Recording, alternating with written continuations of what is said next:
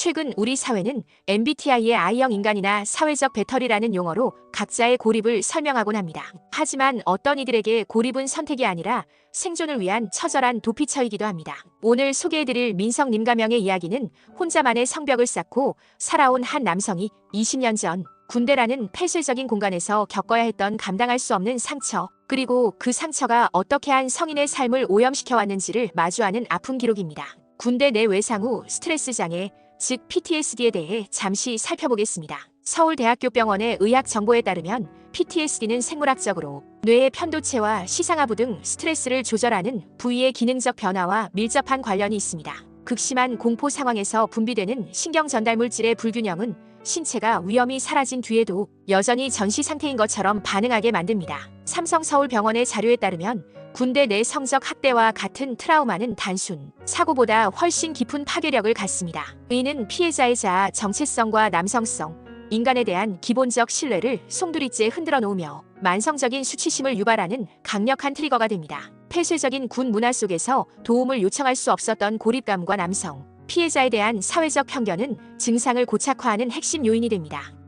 국가트라우마센터에서는 약물 요법과 인지행동 치료를 권장하지만 머리로는 알면서도 구토나 마비 같은 신체 반응이 통제되지 않을 때 최면과 EFT는 큰 힘을 발휘합니다. 무의식 깊은 곳에 얼어붙은 그날의 신체 감각과 감정의 뿌리를 직접 다룸으로써 약물이나 논리적 설명만으로는 도달하기 어려운 깊은 내면의 정화를 상호보완적으로 돕기 때문입니다. 오늘의 주인공 민성님은 40대의 IT 개발자로 성실하고 유능하다는 평가를 받지만 사적으로는 철저히 고립된 삶을 살고 있었습니다. 40대가 되도록 제대로 된 연애 한번 해보지 못한 그는 타인과의 신체 접촉에 대해 극심한 거부감을 느끼고 있었지요. 직장 동료가 가볍게 어깨를 툭 치기만 해도 온몸에 피가 식는 듯한 불쾌감과 함께 명치가 타들어가는 통증을 느꼈습니다.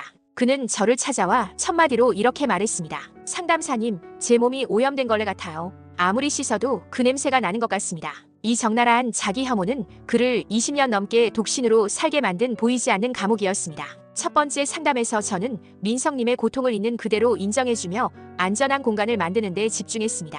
민성님은 처음에는 최면의 효과를 의심하며 상황을 논리적으로만 설명하려 했습니다. 의는 그가 자신을 지키기 위해 오랫동안 사용해온 주지화라는 방어기제였습니다. 저는 그에게 질문했습니다. 민성님, 지금 누군가 당신의 어깨를 만진다고 상상하면 몸 어디가 가장 불편하신가요? 그는 명치를 부여잡으며 여기가 꽉 막히고 토할 것 같다고 답했습니다. 우리는 이 신체 감각을 다리로 삼아 과거로의 여행을 시작했습니다. 마침내 도달한 곳은 약 20년 전 군대의 어두운 보급 창고였습니다. 그곳에는 20대의 이병 민석이 있었습니다. 선임에게 성적 학대를 당하던 그 순간 그는 자신이 인간이 아니라 누군가 마음대로 휘두를 수 있는 고기 덩어리가 된 것 같았다고 고백했습니다. 명치의 통증은 최고조에 달했고 온몸이 부들부들 떨렸습니다. 민성님을 괴롭혔던 오염된 느낌은 사실 20대의 청년이 울음 대신 삼켜야 했던 극도의 수치심과 공포였습니다.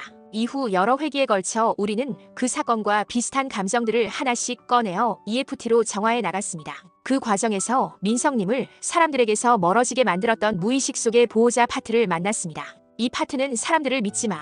그래야 내가 다시는 더러워지지 않아라고 속삭이고 있었습니다. 저는 민성님과 함께 이 파트의 긍정적 의도를 발견했습니다. 사람들을 피하게 했던 강박적인 고립은 사실 민성님을 다시는 상처 입지 않게 지키려 했던 무의식의 처절한 노력이었습니다. 민성님이 나를 지켜주려고 그렇게 외롭게 만들었구나. 고맙다며 자신을 수용하는 순간 명치의 통증은 순식간에 사라졌습니다. 수치심이 옅어지자 비로소 인식의 전환이 일어났습니다. 내 몸이 오염된 게 아니라 그 사람이 나쁜 짓을 한 거였네요. 나는 피해자였을 뿐인데 왜 내가 나를 걸레라고 불렀을까요? 이것은 스스로 감정을 비워낸 자리에 찾아온 치유의 빛이었습니다. 마지막 상담에서 민성님은 더 이상 보급 창고의 기억에서 구토감을 느끼지 않았습니다.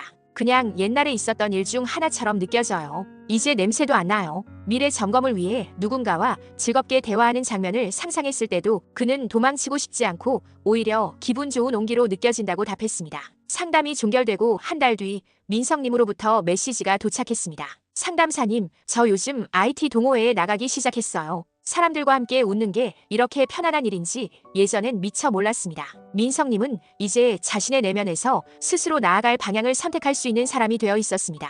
감정은 억누르는 것이 아니라 들여다보고 마주할 때 비로소 자유로워집니다. 민성님이 스스로 문을 열고 나온 것처럼 당신의 내면에도 그 문을 열 수 있는 열쇠가 이미 존재합니다. 오늘 이야기가 여러분의 마음에 작은 위로와 희망이 되었기를 바랍니다.